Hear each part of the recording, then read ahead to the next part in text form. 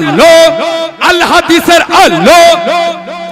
মুসলিম আমার নাম, কোরআন আমার জান, নামাজ আমার গাড়ি, জান্নাত আমার বাড়ি। সুবহানাল্লাহ বলবেন? আর একটু ভালোবাসা দিও সুবহানাল্লাহ বলবেন?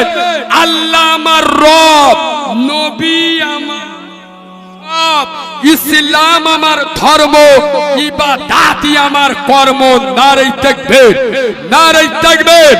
আরে মুসলমান ওমরের মতো বসো আর আলীর মতো গর্জন দিয়ে আওয়াজ দাও, নারে তাকবীর, নারে তাকবীর, নারে তাকবীর।